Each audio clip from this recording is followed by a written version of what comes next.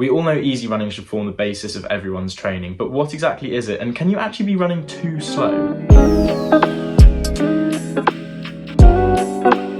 Don't quite know why I've come outside for this bit of the video because the rest of it's inside, but there we go. What is easy running? Well, it's the general mileage that you do during the week to increase your aerobic capacity. Basically, it gets you fitter and stronger with minimal impact. That's it, back inside. So how do you find your easy running pace? Well, there are so many videos online and articles online that have pace calculators or tell you how you should be running your easy runs, but I think it comes down to some more simple factors than sometimes what these articles suggest. Firstly, it should obviously be the slowest runs that you do in the week. However, I do think you can be running too slow, and I'll explain why. So at the start of this year, I got shin splints, and I think a lot of it was actually down to me running my easy runs too slow. And what happens when you run too slow is your form breaks down. You put a lot more pressure on the muscles and on the bones because the force is being applied more into the ground than across. And if you're not strong enough to maintain that, you're going to get an injury. I combined this slower easy running with trying to run on my toes a bit more, which is better in general for running efficiency. However, this loaded my calves so much and they just weren't really strong enough to take it, hence got injured, got shin splints. Very, very bad. So what I did when I returned from injury was I actually started to run my easy runs a bit quicker, even though I was less fit than just before I got injured. I ran them, for example, before I was running my easy runs at around 5:30 per K or 9 minutes per mile roughly, and I upped it to about 8 minutes a mile or 5 minutes per K. And I found that actually my legs were faring a lot better just because at that speed I was turning over a bit better, my running efficiency was better, and my form I could feel was not so like clompy and into the ground. So this slower easy run pace came from obsessing over my heart rate. I was looking at all the elites easy runs on Strava and their heart rate is in the 120s, 130s, and I was reading and watching all these things that said your heart rate should be no higher than 143 beats per minute. That number sticks in my brain so vividly as the number that you cannot go over. And actually, that's not really how it works, at least especially for me. For a start, everyone's heart rate is different, and comparing yourself to elites is very, very silly. Yes, heart rate is an element in it, but I think if you're obsessing over it, you're gonna just dig yourself into a bit of a hole.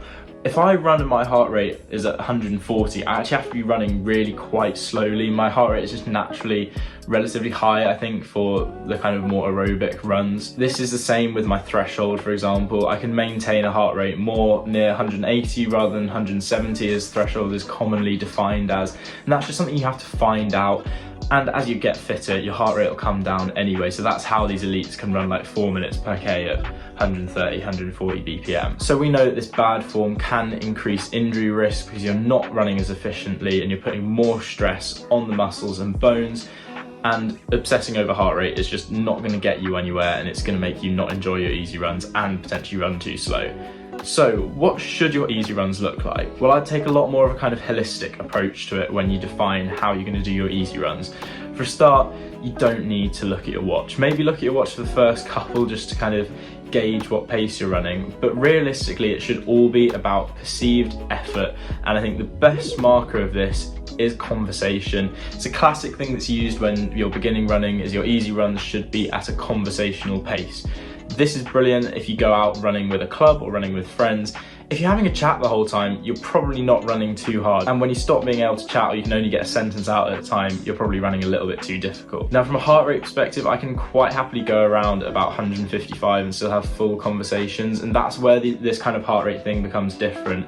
140 feels really, really, really easy. And I can maintain 150, 155 for as long as is necessary. So digging myself into a 140 beats per minute hole isn't really helpful. If you feel like you're not running that hard, you can really start to trust your own effort level, especially if you've been running a long time. There's no need to pay attention to the numbers too hard, just go off what feels right. Similarly, if I've got like a 30-minute easy run, I might do that a bit faster than if I have an hour easy run, because it's all about perceived effort at the end. Your easy run pace for 30 minutes might actually differ to your pace for an hour, just because of how the effort and fatigue compounds in your legs and your heart rate naturally raises over time. So be a bit adaptable, go off feel, go off chats, and your kind of easy run pace isn't like a 8-minute mile. It could be from 7:45s to 8:15s. In the course of a week, my easy runs usually get down to maybe 7:35, 7:40 per mile, which is about what, 440, 445 per K, up to like 830 some of my easy runs are, which is like 520, which is quite a big range, but it's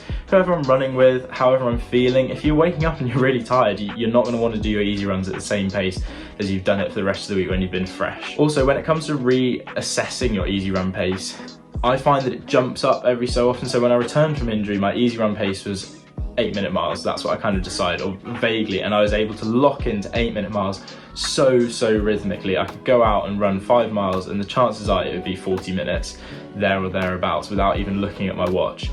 And that got easier and easier. And then when I ran my 5K and realized, whoa, I'm in a bit of a better fitness place than I thought I was, I just naturally ended up increasing my pace to more of like a 7:45 easy run when I go on my own, and that's what my legs lock into. And it's still easy. You can kind of find, it's all about finding rhythm and what feels the most right, I think, for you. Okay, you could be running too slow, but what if you run too fast?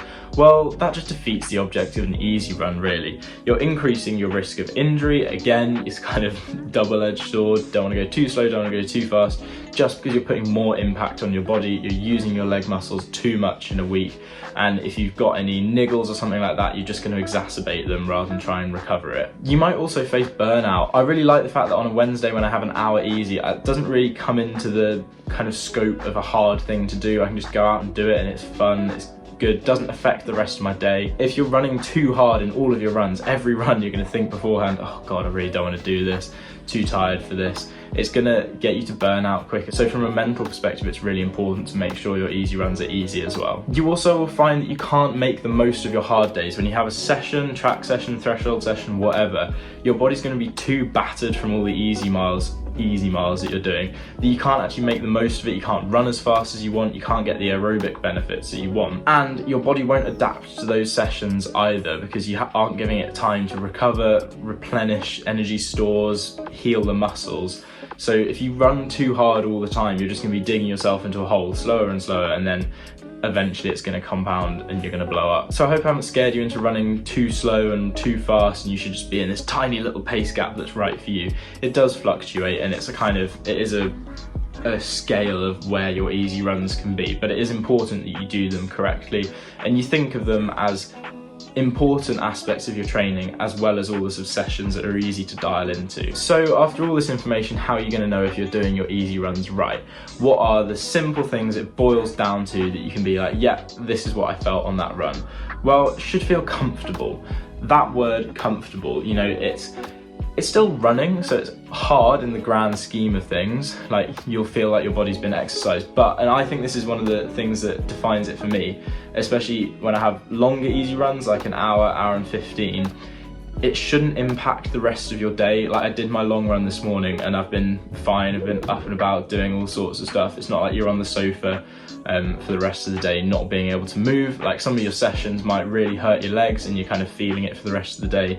An easy run shouldn't affect the rest of your day. Legs shouldn't really hurt any more than they did at the start, and I'm saying that because often I go into easy runs with like sort of quads or sort of calves from a session, and so either they'll feel the same as they did at the start or potentially even better because I've kind of shaken them out and loosened them up a bit. You don't want to be making your legs feel worse from these easy runs. You shouldn't struggle or feel out of breath. That's where that conversational pace comes in.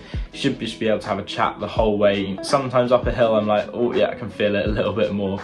But generally you should be able to maintain a conversation for the whole thing, and your heart rate ideally should be in zone 2. Zone 2 is pretty big for me, it's like 144 to 161, something like that. It's quite a big margin, and 160 feels a lot different from 140. It can be in that area as long as you're not hitting your lactate threshold, which is a whole other video. That's where you kind of want to be. You're not fatiguing too much and you're just working your aerobic system. And what is one way that you can do all of this super easily and measure it really easily? And back outside again, why not? My biggest tip for easy running and to make it easier and better is to run with people. If you can find a group of people that run at pretty much your pace, you're gonna have a lot of fun. You're gonna make sure your easy runs are conversational because you'll be chatting all the way around.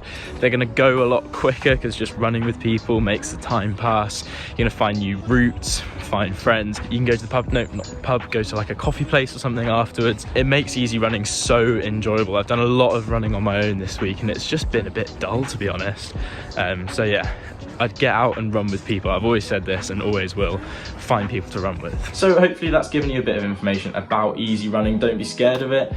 It's good, it helps you, it really increases your fitness, and it should just be an enjoyable, relaxing as running can be. That will sound so stupid to some like beginner runners who think that every run is hard. Especially if you're starting, you'll take a bit of time to get into runs really feeling easy and what feels easy, because what feels easy for runners probably isn't, you know, it's not sitting on the sofa.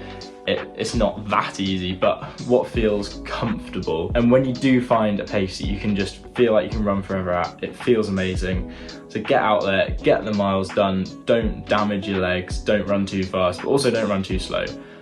Thanks very much for watching, and I will see you in the next one.